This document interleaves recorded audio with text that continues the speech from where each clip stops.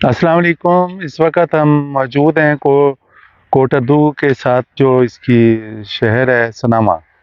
और ये जनाब चौधरी तारिक साहब का जो है आर्चर्ड है, मैंगो आर्चर्ड है। तकरीबन यहाँ पर 1 मुरब्बा है और 20 एकड़ जो है बिल्कुल इस्टेब्लिश है। कुछ नया भी लग रहे हैं पौधे। और यहाँ पर हम विज़िट करने आए हैं और देखने आए हैं कि हम यहाँ पर इस आर्चर्ड में कैसे बेहतरी ला सकते हैं।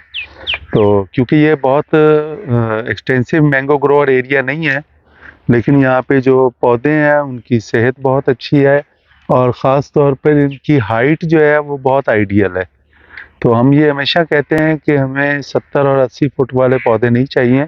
हम अगर पुरानी डेंसिटी में भी लगा रहे हैं तो पौधों की हाइट जो है 25 से 30 फुट ज़्यादा नहीं होनी चाहिए। तो उस हिसाब से हम आज यहाँ पे विज़िट कर रहे हैं। हम इसकी डेंसिटी को भी हम इंक्रीज़ करेंगे। ये तकरीबन इस वक़्त 40 पौधे लगे हुए हैं एकड़ में, अंदाज़न इतने हैं। तो इसको हमने डेंसिटी बढ़ानी होगी पौधों की, तो उसको हमने शुमाल जनूब, यानी पौधे से पौधे के फासले को कम करेंगे। जो लाइन टू लाइन फासला है उसको हम कम छेड़ेंगे। तो यहाँ भी यही है, लाइन टू लाइन फासला 33 फुट है, तो वो 33 फुट को ही हम करेंगे। लेकिन जो दूसरी तरफ है उसे हम 11 फुट के ऊपर ले जाएंगे, यानी कि 2 पौधों के दरमियान में मजीद 2 पौधे लगाएंगे। और इसके साथ साथ जो पौधे बीमार हैं इसके मुतालिक हम यहाँ पे इनको गाइडेंस देंगे। और जो पौधे ऑलरेडी लगे हुए हैं और जो बड़े प्लांट्स हैं उनको हमने जब हाई डेंसिटी में कन्वर्ट करना है, तो हमने पूरा एक सिस्टम बना देना है कि यहाँ पर अगर हमारा 33 × 11 फुट के ऊपर पौधे लग रहे हैं तो उसकी जो मैक्सिमम हाइट है वो कितनी होनी चाहिए। तो मैक्सिमम हाइट जो है, जितने भी आपकी डेंसिटी होगी, तो मैक्सिमम हाइट जो है वो 20 फुट से ज़्यादा नहीं होनी चाहिए। और उसमें फिर जब हम साइड प्रूनिंग और टॉप प्रूनिंग करेंगे, तो साइड प्रूनिंग हमने ऐसे करनी है कि जो एलीवे है उसमें हमारे पास 5 फुट की पूरी एक गैलरी हो। तो कम से कम 5 फुट की गैलरी हो, 6 फुट भी हो, 7 भी हो सकता है हम जब प्रूनिंग करें तो उस वक्त हम 7 फुट पे प्रूनिंग करें। और वो फिर पौधे आपस में जब पूरे सीजन में मिल जाते हैं आके, तो वो 3 फुट 4 फुट की गैलरी बच जाती है। लेकिन मकसद हवा और रोशनी का गुजर जो है वो यकीनी बनाना है। दूसरा, जब आंधी आती है तो आंधी में भी जो सबसे बड़ा नुकसान होता है वो उन बागात में होता है जो बहुत ज़्यादा घने बागात होते हैं। क्यों? कि जब आपकी हवा बाग के अंदर दाखिल होगी और उस वो ट्रैप हो जाएगी, तो वो जब हवा बाहर निकलने की कोशिश करेगी तो वो पूरे दरख्त को भी ऊपर ले जाएगी। जैसे तंबू अगर आपका खुला रह गया, एक जगह से अंधेरी आई, तो अंधेरी जो है वो तंबू को नीचे से ऊपर की तरफ उठाती है और वो जो आपका पूरा टेंट है वो ही गायब हो जाता है। तो यही कॉन्सेप्ट जो है वो आंधी में बागात में भी है कि हवा को हमने ट्रैप नहीं होने देना, हवा को रास्ता देना है, ताकि हमारी जो है वो बागात जो है वो नुकसान उसमें कम से कम हो और फ्रूटिंग भी ज़्यादा हो। तो इंशाल्लाह अभी और विजिट कर रहे हैं, आपको और बहुत सारी चीज़ें दिखाएंगे। एक इसमें ये भी सामने दरख्त आपको नज़र आ रहा है, इसमें जो घेरा है, इस घेरे को जो है बेल्ट हाइट पे, यानी आपका जो 2.5 फुट की हाइट है, तो इस हाइट के ऊपर जो है इस तक आपने सारी कटाई करनी है। ये ज़मीन के साथ जो नहीं लगना चाहिए। अगर ये ज़मीन के साथ लगेगा तो यहीं से बीमारी जो है, इंसेक्ट पेस्ट है, डिजीज़ है, कोई भी है, वो यहीं से ट्रेवल करेगी और पूरे बाग में फैलेगी। इसके अलावा जो यहाँ पे फल लगेगा वो भी ज़मीन के साथ लगेगा, तो वो भी इसकी क्वालिटी ख़राब होगी। तो ये ऑर्चर्ड मैनेजमेंट, फ्लोर मैनेजमेंट, इन सब चीज़ों को हमने ज़रूर देखना है। अभी आगे चल के हम वैरायटीज़ की बात करेंगे और हमने अपने ऑर्चर्ड को बिजनेस मॉडल कैसे बनाना है उसके मुतालिक भी आपको। जी, बिस्मिल्लाहिर्रहमानिर्रहीम। हम अब चौधरी तारिक साहब के ये दूसरे फार्म पे आ गए हैं और यहाँ पर जो है वो हम इसकी डेंसिटी को चेंज करेंगे। ये 35 ज़रब 17.5 फुट के ऊपर जो है ये लगे हुए हैं यहाँ पर पौधे। तो हम जो 17.5 फुट है वो है मशरिक मगरिब लाइन, उस लाइन को हम वैसे ही रहने देंगे। 17 फुट है, 17.5 फुट है।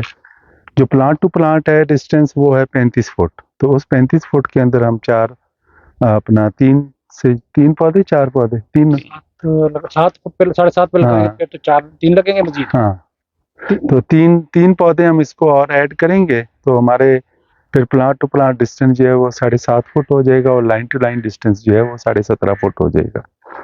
और यहाँ पर पौधों की जो हाइट है वो कंट्रोल में रहती है। एक तो यहाँ पर जो नीचे है वो ज़मीन में जो वाटर लेवल है वो हाई है और सीनरी के लिए ये बहुत अच्छा है, आइडियल है। सफ़ेद चौंसे के लिए बहुत अच्छी और आइडियल ज़मीन है। तो हमने जब अपने ऑर्चर्ड को सोच लिया कि बिज़नेस मॉडल बनाना है, तो बिज़नेस मॉडल का मतलब है कि आपकी 1 एकड़ की इनकम जो है वो 10 लाख रुपए होनी चाहिए। 1 बिलियन इनकम के ऊपर हमने 2 से 3 सालों में कैसे पहुँचना है। तो उसके लिए हमें सारी ये इंटरवेंशन करनी है।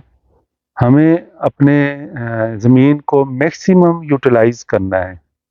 हमने पौधों का हर पौधे का जो है वो हिसाब रखना है कि उसकी हमारी हाइट जो है वो 15 फुट होगी, उसके पौधे से पौधा फासला 7.5 फुट होगा, लाइन टू लाइन 17.5 फुट होगा और एक पौधे से हमने 2 से 3 मन पैदावार लेनी है।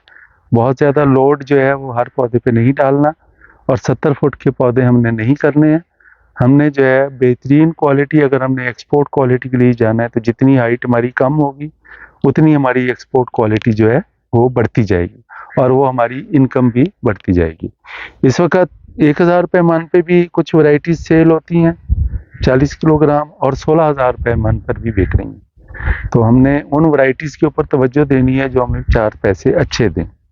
तो जो बेसिक असूल है मॉडर्न मॉडल फार्मिंग का वो ये है कि आपके जो नंबर ऑफ प्लांट्स हैं वो बेहतरीन होने चाहिए, कि आपकी जो ज़मीन है वो उसमें ज़ाया ना हो, हाइट पौधों की कम हो, पौधे सेहतमंद हों और उसके साथ साथ जो है आपके पास कमर्शियल वैरायटीज़ हों और उन कमर्शियल वैरायटीज़ में भी आप जब उसकी फ्रूटिंग हो तो सिर्फ उन फ्रूट्स को जो है आप फोकस करें जो आपको समझ लें कि ये भी एक्सपोर्ट क्वालिटी है और बाकी पौधों को आप आम को जो है वो आप डिस्कार्ड भी कर सकते हैं।